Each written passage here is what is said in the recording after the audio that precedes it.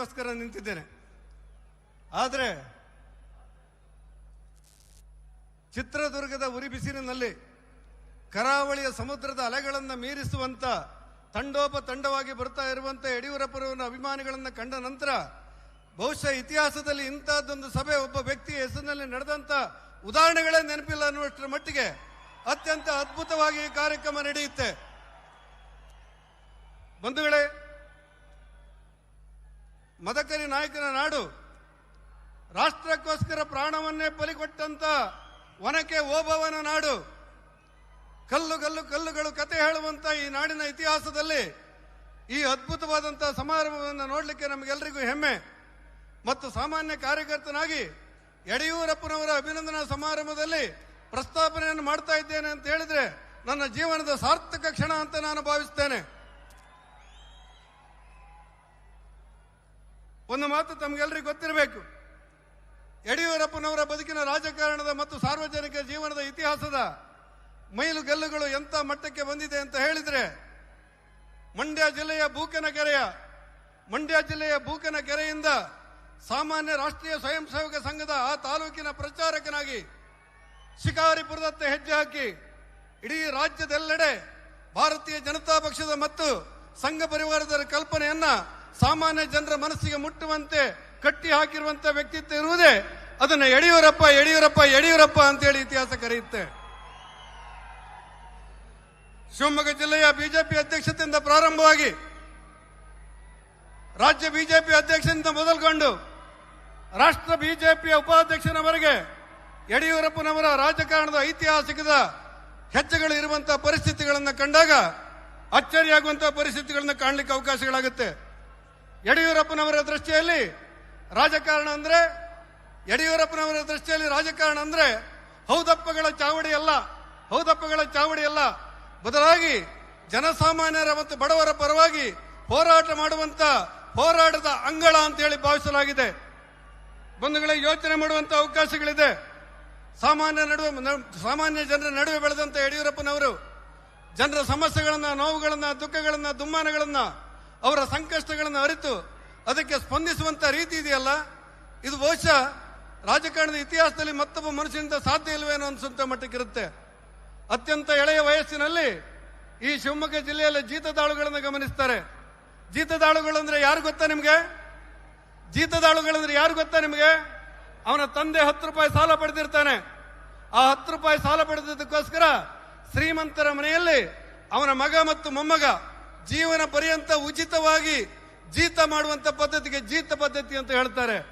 ಶ್ರೀಮಂತರ ಅಟ್ಟಹಾಸದ ಕಾಲದಲ್ಲಿರುವಂತಹ ಜೀತ ಪದ್ಧತಿಯನ್ನ ಯಡಿಯೂರಪ್ಪನವರು ಈ ದೇಶದಲ್ಲಿ ಪ್ರಥಮ ಬಾರಿಗೆ ವಿರೋಧ ಮಾಡ್ತಾರೆ. ಜೀತ ಪದ್ಧತಿಯನ್ನು ನಿಲ್ಲಿಸ್ತೇನೆ ಅಂತ ಯಡಿಯೂರಪ್ಪನವರು ಹೇಳಿದಾಗ ಒಂದು ಕಡೆ ಶ್ರೀಮಂತರ ಅಟ್ಟಹಾಸ, ಮತ್ತೊಂದು ಕಡೆ ತುಂಡು ಬಟ್ಟೆ ಇಲ್ಲದಂತ ಕಡು ಬಡವರ ದಂಡು, ಇವೆರಡರ ಮಧ್ಯೆ ಸಂಘರ್ಷಗಳಾಗುತ್ತೆ. ಶ್ರೀಮಂತ ಮತ್ತು ಬಡವರ ಸಂಘರ್ಷದಲ್ಲಿ ಯಡಿಯೂರಪ್ಪನವರು ಜೀತದಾಳುಗಳ ಪರವಾಗಿ ನಿಲ್ಲುತ್ತಾರೆ. ಆ ಜೀತ ಪದ್ಧತಿಯನ್ನು ಮುಕ್ತಿ ಮಾಡಬೇಕು ಅಂತ ಹೇಳ್ತಾರೆ.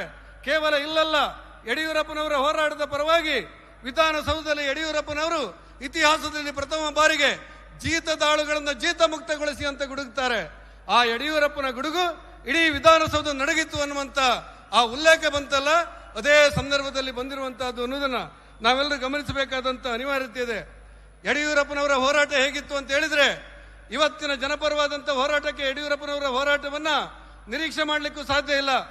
ಇವತ್ತು ರಾಜಕಾರಣ ಮತ್ತು ಹೋರಾಟ ಯಾವ ಮಟ್ಟಕ್ಕೆ ಬಂದಿದೆ ಅಂತ ಹೇಳಿದ್ರೆ ಕೇವಲ ಸಾಂಕೇತಿಕ ಅನ್ನುವಂತ ಮಟ್ಟದಲ್ಲಿದೆ. ಆದ್ರೆ ಯಡಿಯೂರಪ್ಪನವರು ಒಂದ್ ದಿವಸ ಬೆಳಿಗ್ಗೆ ಶಿಕಾರಿಪುರದಲ್ಲಿ ವಾಕಿಂಗ್ ಹೋಗ್ತಾ ಇದ್ರು. ಎಪಿಎಂಸಿಯ ಆ ಕಚೇರಿ ಎದುರುಗಡೆ, ಎಪಿಎಂಸಿ ಆಫೀಸಿನ ಎದುರುಗಡೆ 100 ರೈತರು ಟ್ರ್ಯಾಕ್ಟರ್ ಇಟ್ಕೊಂಡು ಕೂತ್ಕೊಂಡಿದ್ದಾರೆ. ವಾಕಿಂಗ್ ಹೋಗ್ತಿರುವಂತ ಯಡಿಯೂರಪ್ಪನವ್ರು ಕೇಳ್ತಾರೆ, ಯಾಕೆ ರೈತರೆಲ್ಲ ನಿಂತ್ಕೊಂಡಿದ್ದೀರಿ? ಒಬ್ಬ ಬಡಪಾಯಿ ರೈತ ಹೇಳ್ತಾನೆ, ಯಡಿಯೂರಪ್ಪನವರೇ, ನಮ್ಮ ಕೈಲಿ ಸಾಧ್ಯ ಆಗ್ತಾ ಇಲ್ಲ, ನಿನ್ನೆ ಬೆಳಗಿಂದ ನಿಂತುಕೊಂಡಿದ್ದೇವೆ, ಇಡೀ ರಾತ್ರಿ ನಿಂತಿದ್ದೇವೆ, ನಮ್ಮ ಬೆಂಬಲ ಬೆಲೆ ಕೊಟ್ಟು ನಮ್ಮ ಜೋಳವನ್ನು ಖರೀದಿ ಮಾಡಲಿಕ್ಕೆ ಈ ಎಪಿಎಂಸಿ ಅಧಿಕಾರಿಗಳು ಒಪ್ತಾ ಇಲ್ಲ, ಇದಕ್ಕೆ ಏನಾದರೂ ಮಾಡಬೇಕು ಅಂತ ಹೇಳಿದಾಗ ಅವತ್ತಿನ ಯುವಕ ಯಡಿಯೂರಪ್ಪ ಎಪಿಎಂಸಿ ಆಫೀಸಿನ ಎದುರುಗಡೆ ಹೋಗಿ ನಿಂತ ಕ್ಷಣದಲ್ಲೇ ಕುಂತು ಬಿಡ್ತಾರೆ. ಇವತ್ತಿನ ಹಾಗೆ ಮೊಬೈಲ್ ಇರಲಿಲ್ಲ, ಮೆಸೇಜ್ ಇರಲಿಲ್ಲ, ಇಮೇಲ್ ಇರಲಿಲ್ಲ, ಯಾವುದು ಇಲ್ಲದಿರುವ ಸಂದರ್ಭದಲ್ಲಿ ಯಡಿಯೂರಪ್ಪ ಅನ್ನುವಂತ ರೈತ ಮುಖಂಡ ಕುಳಿತುಕೊಂಡು ಅನ್ನುವ ಕಾರಣಕ್ಕೆ ಇಡೀ ಕರ್ನಾಟಕ ಸರ್ಕಾರ ಮಣಿಯುತ್ತೆ. ಕರ್ನಾಟಕ ಸರ್ಕಾರ ಮಣಿದು ಯಡಿಯೂರಪ್ಪನವರು ಹೇಳುವ ಮೊದಲು ಆ ಬೆಂಬಲ ಬೆಲೆಯನ್ನು ಘೋಷಣೆ ಮಾಡಿ ಕಚೇರಿಯ ಬಾಗಿಲು ತೆಗೆದು ರೈತರಿಗೆ ನ್ಯಾಯ ಸಿಕ್ಕುವಂತ ವಾತಾವರಣಗಳಾಗುತ್ತೆ. ಯಾರಿಂದ ಸಾಧ್ಯ? ಇವತ್ತಿನ ರಾಜಕಾರಣದಲ್ಲಿ ಯಾರಿಂದಾದ್ರೂ ಸಾಧ್ಯ ಇದೆಯೇನು? ಒಂದು ಬೆಳಗ್ಗೆ ಕೂತಂತ ಯಡಿಯೂರಪ್ಪ ಸಂಜೆ 7 ಒಳಗೆ ಕರ್ನಾಟಕದಲ್ಲಿ ಬೆಂಬಲ ಬೆಲೆಗೋಸ್ಕರ ನಿಂತಿರುವಂತ ಲಕ್ಷಾಂತರ ಜನ ರೈತರಿಗೆ ನೆರವಾಗುವಂತ ಹೋರಾಟವನ್ನು ಕಟ್ಟಿಕೊಟ್ರಲ್ಲ, ಅದು ಯಡಿಯೂರಪ್ಪ ಅಂತ ಹೇಳಿ. ನನ್ನ ಮಾತು ಮುಗಿಸುವ ಮುಂಚೆ ಒಂದು ಘಟನೆಯನ್ನು ನಿಮಗೆ ನೆನಪು ಮಾಡಬೇಕು. ನಮಗೆಲ್ಲರೂ ಹಿರಿಯರಾಗಿರುವಂತ ವಯೋವೃದ್ಧರು ಜ್ಞಾನವೃದ್ಧರು ಆಗಿರುವಂತ ಶಂಕರಮೂರ್ತಿ ಅವರು ನಿನ್ನೆ ಒಂದು ಘಟನೆಯನ್ನು ಹೇಳ್ತಾರೆ. ಏನಂದ್ರೆ, ಅಯೋಧ್ಯೆಯ ಶ್ರೀರಾಮ ಮಂದಿರಕ್ಕೆ ಸಂಬಂಧಪಟ್ಟಂತೆ ಕರಸೇವೆ ಚಳವಳಿಗೆ ಆಗುತ್ತೆ. ಆ ಚಳವಳಿಗೆ ಕರ್ನಾಟಕದಿಂದ ಯಡಿಯೂರಪ್ಪ ಮತ್ತು ವೈಎಸ್ ತಂಗ ಇಬ್ರು ಬರಬೇಕು ಅಂತೇಳಿ ಆಹ್ವಾನಿಸಲಾಗುತ್ತೆ. ಹೋಗ್ತಾ ಇರುವುದು ಅಯೋಧ್ಯೆಯ ಚಳವಳಿಗೆ, ವಾಪಸ್ ಬರ್ತಾರೆ ಅನ್ನುವಂತ ಸ್ಥಿತಿಯಲ್ಲಿ ಇರಲಿಲ್ಲ. ಅಂತ ಸಂದರ್ಭದಲ್ಲಿ ಯಡಿಯೂರಪ್ಪನವರು ವಾಹನವನ್ನು ಹತ್ತಿ ಅಯೋಧ್ಯೆಗೆ ತೆರಳುವ ಮುಂಚೆ ಹೇಳಿದ್ರಂತೆ, ನೀವೆಲ್ಲ ಗಮನಿಸಬೇಕು, ಭಾರತೀಯ ಜನತಾ ಪಕ್ಷವು ಸೇರಿದಂತೆ ಎಲ್ಲ ಸಂಘ ಪರಿವಾರವು ಸೇರಿದಂತೆ ಪಕ್ಷಾತೀತವಾಗಿ ಇವತ್ತು ಲಕ್ಷಾಂತರ ಜನ ಯಡಿಯೂರಪ್ಪನವರ ಅಭಿಮಾನಿಗಳು ನೀವು ಸೇರಿದ್ದೀರಲ್ಲ, ಒಂದು ಸಾರಿ ಗಮನಿಸಿ ಕೇಳಿ. ಯಡಿಯೂರಪ್ಪ ಹೇಳ್ತಾರೆ, ಶಂಕರಮೂರ್ತಿ ಅವರೇ ಅಯೋಧ್ಯೆ ಚಳವಳಿಗೆ ಹೋಗ್ತಾ ಇದ್ದೇನೆ, ಹಿಂದಿನ ಘಟನೆಗಳೆಲ್ಲ ನೋಡಿದ್ರೆ ವಾಪಸ್ ಬರ್ತಾರೆ ಅನ್ನೋದಕ್ಕೆ ಯಾವ ಆಧಾರಗಳಿಲ್ಲ, ನನ್ನ ಸಣ್ಣ ಮಕ್ಕಳ ಬಗ್ಗೆ ಗಮನ ಕೊಡಿ ಅಂತ ಹೇಳಿ ಯಡಿಯೂರಪ್ಪನವರು ಅಯೋಧ್ಯೆ ಚಳವಳಿಗೆ ಹೋದದ್ದನ್ನ ಅತ್ಯಂತ ಭಾವುಕತೆಯಿಂದ ತುಂಬಿದ ಕಣ್ಣುಗಳಿಂದ ನಮ್ಮ ಹಿರಿಯರಾಗಿರುವಂತಹ ಶಂಕರಮೂರ್ತಿ ಅವರು ಎಣಿಸಿಕೊಂಡಾಗ ಅವರ ಶ್ರಮ ಏನು, ಆ ಶ್ರಮದ ಹಿಂದಿರುವಂತಹ ತಾಕತ್ತೇನು ಅನ್ನುವುದು ಅರ್ಥವಾಗಲಿಕ್ಕೆ ಸಾಧ್ಯ ಆಗುತ್ತೆ. ಒಂದ್ಸಾರಿ ಏನಾಯ್ತು ಅಂತ ಹೇಳಿದ್ರೆ, ತುರ್ತು ಪರಿಸ್ಥಿತಿಯ ಸಂದರ್ಭದಲ್ಲಿ ಯಡಿಯೂರಪ್ಪನವರನ್ನು ಬಳ್ಳಾರಿ ಜೈಲಿಗೆ ಹಾಕಲಾಗುತ್ತೆ. ಆ ಬಳ್ಳಾರಿ ಜೈಲಿನಲ್ಲಿ ಸಂದರ್ಭದಲ್ಲಿ ನಡೆದಿರುವಂತಹ ಘಟನೆಗಳನ್ನ ನಮ್ಮ ಹೊಸ ಯುವಕರು ಕೇಳಬೇಕು. ನೀವು ಯಡಿಯೂರಪ್ಪನವರು ಆ ಜೈಲಲ್ಲೂ ಕೂಡ ಪ್ರತಿಭಟನೆ ಮಾಡ್ತಾರೆ, ಧರಣಿ ಮಾಡ್ತಾರೆ. ಯಾಕೆ ಮಾಡ್ತಾರೆ ಕೇಳಿದ್ರೆ, ನನಗನ್ನ ಕೊಡಬೇಕು ಅಂತ ಹೇಳಿಲ್ಲ ನಾನು. ಆ ದೇಶಕ್ಕೋಸ್ಕರ ತುರ್ತು ಪರಿಸ್ಥಿತಿಯನ್ನು ವಿರೋಧಿಸಿ ಪತ್ರಿಕಾ ಸ್ವಾತಂತ್ರ್ಯವನ್ನ, ವಾಕ್ ಸ್ವಾತಂತ್ರ್ಯವನ್ನ, ವ್ಯಕ್ತಿ ಸ್ವಾತಂತ್ರ್ಯವನ್ನು ಕಸಿದಿರುವಂತ ಸರ್ಕಾರದ ವಿರುದ್ಧ ನ್ಯಾಯಕ್ಕೋಸ್ಕರ ಜೈಲಲ್ಲಿರುವಂತ ಆ ತುರ್ತು ಪರಿಸ್ಥಿತಿಯ ಹೋರಾಟಗಾರರಿಗೆ ನೀವು ಅನ್ನ ಕೊಡ್ತಾ ಇಲ್ಲ, ಅದಕ್ಕೋಸ್ಕರ ನಾನು ಧರಣಿ ಕೂತ್ಕೊಳ್ತೇನೆ, ಉಪವಾಸ ಕೂತ್ಕೊಳ್ತೇನೆ ಅಂತೇಳಿ ಯಡಿಯೂರಪ್ಪನವರು ಪ್ರತಿಭಟನೆ ಮಾಡ್ತಾರೆ. ಆ ಪ್ರತಿಭಟನೆಯ ಫಲವಾಗಿ ಇಡೀ ಸರ್ಕಾರ ಮಣಿಯುತ್ತೆ. ಪೊಲೀಸರು ಅವತ್ತಿನ ಪೊಲೀಸರು ಎಂತ ಕೆಟ್ಟದ್ದಾಗಿ ನಡ್ಕೊಂಡ್ರು ಅಂದ್ರೆ, ಸರ್ಕಾರ ಯಡಿಯೂರಪ್ಪನವರ ಮೇಲೆ ಉಳಿದ ಕೈದಿಗಳಿಂದ ಹಲ್ಲೆ ಮಾಡುವಂತ ಪ್ರಯತ್ನ ಮಾಡಿದರು. ಅಲ್ಲಿಂದ ಇಲ್ಲಿವರೆಗೆ ನಡೆದಿರುವಂತಹ ಅನೇಕ ವಿದ್ಯಮಾನಗಳನ್ನ ನೀವು ಗಮನಿಸಿದ್ದೀರಿ ಅಂತ ನಾನು ಭಾವಿಸಿದ್ದೇನೆ. ಯಡಿಯೂರಪ್ಪನವರ ಸರ್ಕಾರದ ಆಡಳಿತ ಶೈಲಿ ಆಗಿತ್ತು ಅಂತ ಒಂದ್ಸಾರಿ ನೀವು ಗಮನಿಸಬೇಕು. ಕರ್ನಾಟಕ ರಾಜ್ಯದಲ್ಲಿ ಯಡಿಯೂರಪ್ಪನವರು ಮುಖ್ಯಮಂತ್ರಿ ಆಗಿರುವಾಗ ಅವರ ಸಹವರ್ತಿಯಾಗಿ ನಾನಿದ್ದೆ. ಆ ಸಂದರ್ಭದಲ್ಲಿ ಇವತ್ತು ಪೂಜ್ಯ ಸ್ವಾಮೀಜಿ ಅವರು ಮಠಗಳನ್ನೆಲ್ಲವನ್ನ ಬಿಟ್ಟು ಮಠಗಳನ್ನು ನಿರ್ಮಾಣ ಮಾಡಿಕೊಂಡು ಬಡವರ ಮಕ್ಕಳಿಗೆ ಶಿಕ್ಷಣ ಕೊಟ್ಟು, ಆರೋಗ್ಯ ಕೊಟ್ಟು, ಒಂದು ಆರೋಗ್ಯಕರ ಸಮಾಜವನ್ನು ನಿರ್ಮಾಣ ಮಾಡುವುದಕ್ಕೋಸ್ಕರ ಬದುಕನ್ನೇ ತ್ಯಾಗ ಮಾಡಿರುವಂತ ಈ ಕಾವಿದಾರಿ ಸನ್ಯಾಸಿಗಳು, ಸ್ವಾಮೀಜಿಗಳೆಲ್ಲ ಇದ್ದಾರಲ್ಲ, ಆ ವಿಧಾನಸೌಧದಲ್ಲಿ ತುಂಬ ತಿರುಗ್ತಾ ಇದ್ರು. ಸ್ವತಃ ಯಡಿಯೂರಪ್ಪನವರು ಕರೀತಾ ಇದ್ರು, ಬನ್ನಿ ನನ್ನ ಮುಖ್ಯಮಂತ್ರಿಗಳ ಕಚೇರಿಗೆ ಬನ್ನಿ ಅಂತೇಳಿ. ಅವರ ಮಠ ಮಂದಿರಗಳಿಗೆ ಅನುಕೂಲ ಮಾಡಿಕೊಡುವ ವ್ಯವಸ್ಥೆಗಳಿತ್ತು. ಎಲ್ಲಕ್ಕಿಂತ ಹೆಚ್ಚಾಗಿ ಅವರಿಗೆ ಗೌರವ ಕೊಟ್ಟುದನ್ನ ಯಡಿಯೂರಪ್ಪನವರು ನಮಗೆ ಹೇಳಿಕೊಟ್ಟಿದ್ರು. ಯಾವುದೇ ಸನ್ಯಾಸಿಗಳು ಬಂದ್ರೆ, ಯಾವುದೇ ಮಠಾಧೀಶರು ಬಂದ್ರೆ, ಯಾವುದೇ ಸಂದರ್ಭದಲ್ಲಿ ಅವರಿಗೆ ನೋವಾಗದಂತೆ ನೋಡಿಕೊಳ್ಳತಕ್ಕದ್ದು ಇದು ಮುಖ್ಯಮಂತ್ರಿಗಳ ಆಜ್ಞೆ ಆಗಿತ್ತು. ಆದ್ರೆ ಇವತ್ತು ಕಾಲ ಬದಲಾಗಿದೆ ಅನ್ನುವುದನ್ನ ಉಲ್ಲೇಖ ಮಾಡಬೇಕಾದಂತ ಅವಶ್ಯಕತೆಗಳಿದೆ. ಬಡವರ ಮಧ್ಯೆ, ದುರ್ಬಲರ ಮಧ್ಯೆ ದುಡಿಯುತ್ತಿದ್ದವರ ಬಗ್ಗೆ ಯಡಿಯೂರಪ್ಪನವರ ಭಾವನೆ ಹೇಗಿತ್ತು ಅಂತ ಕೇಳಬೇಕು. ನೀವೆಲ್ಲ ತುಂಬಾ ಜನ, ಲಕ್ಷಾಂತರ ಜನ ಸೇರಿರುವಂತಹ ಸಭೆಯಲ್ಲಿ ಹೆಚ್ಚು ಕಡಿಮೆ ಸಾವಿರಾರು ಜನ ಗ್ರಾಮ ಪಂಚಾಯತ್ ಸದಸ್ಯರಿರಬಹುದು ಅಂತ ನಾನು ಯೋಚನೆ ಮಾಡ್ತೇನೆ. ಕರ್ನಾಟಕ ರಾಜ್ಯದಲ್ಲಿ MLC ಆಗಿ ನಾನು ಯಡಿಯೂರಪ್ಪನವರು ಮುಖ್ಯಮಂತ್ರಿ ಆಗಿದ್ದಾಗ ಹೋಗಿದ್ದೆ. ಅವರಿಗೊಂದು ಮನವಿ ಕೊಟ್ಟಿದ್ದೆ.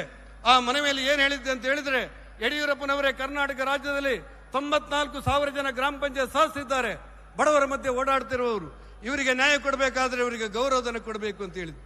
ಆದ್ರೆ ಯಡಿಯೂರಪ್ಪನವರು ಎಷ್ಟಾಗುತ್ತೆ ಅಂತ ಕೇಳಿದ್ರು. 54 ಕೋಟಿ ಅಂತ ಹೇಳಿದೆ. ಎಲ್ಲಿಂದ ತರಬೇಕು ಅಂತ ಜೋರು ಮಾಡಿದ್ರು, ನನಗೆ ಗದರಿಸಿದ್ರು.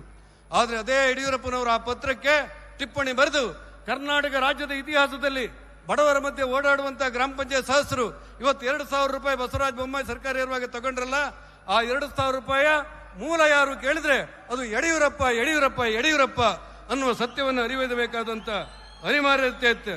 ಒಂದು ಕಾಲದಲ್ಲಿ ಸೈಕಲ್ ಅನ್ನು ಇಟ್ಟುಕೊಂಡು ಸಾರ್ವಜನಿಕ ಜೀವನವನ್ನು ಪ್ರಾರಂಭ ಮಾಡಿದ ಯಡಿಯೂರಪ್ಪ ಕರ್ನಾಟಕ ರಾಜ್ಯದ 15 ಲಕ್ಷ ಬಡವರ ಮಕ್ಕಳಿಗೆ ಸೈಕಲ್ ಕೊಡುವುದರ ಮೂಲಕ ನಾನು ಹಿಡಿದಂತ ಸೈಕಲ್ ಅನ್ನು ನೀವು ಹೊಡಿಬೇಕು ಅಂತೇಳಿ ಆ ಹೆಣ್ಮಕ್ಕಳು ಹೇಳುವುದನ್ನು ಕಂಡೆ. ನಾನು ನಿಮ್ಮಲ್ಲಿ ವಿನಂತಿ ಮಾಡ್ತೇನೆ, ಎಲ್ಲರೂ ಒಟ್ಟಾಗಿ ಒಂದಾಗಬೇಕು, ಮತ್ತೊಮ್ಮೆ ಈ ಶಕ್ತಿ ಉದ್ದೀಪನಗೊಳ್ಳಬೇಕು.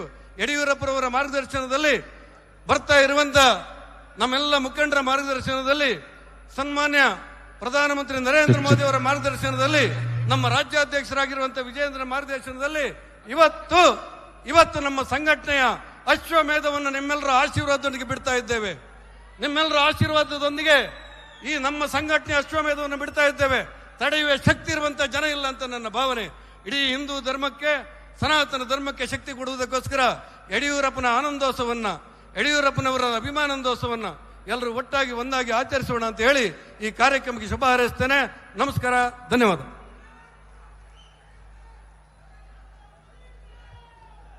ನಾಡಿನ ಸರ್ವತೋಮುಖ ಬೆಳವಣಿಗೆಯನ್ನೇ ಜೀವನದ ಗುರಿಯಾಗಿಸಿಕೊಂಡು ಹೋರಾಡಿದಂತಹ ಮುತ್ಸದ್ದಿ ರಾಜಕಾರಣಿ, ಹಾಗೇನೆ ರೈತರಿಗೆ, ಮಹಿಳೆಯರಿಗೆ, ದೀನದಲಿತರಿಗೆ ನೆಮ್ಮದಿಯ ಬದುಕನ್ನು ಕಲ್ಪಿಸಿಕೊಡುವಲ್ಲಿ ಹಗಲಿರುಳು ಶ್ರಮಿಸುತ್ತಿದ್ದಾರೆ ಶ್ರೀ BS ಯಡಿಯೂರಪ್ಪ.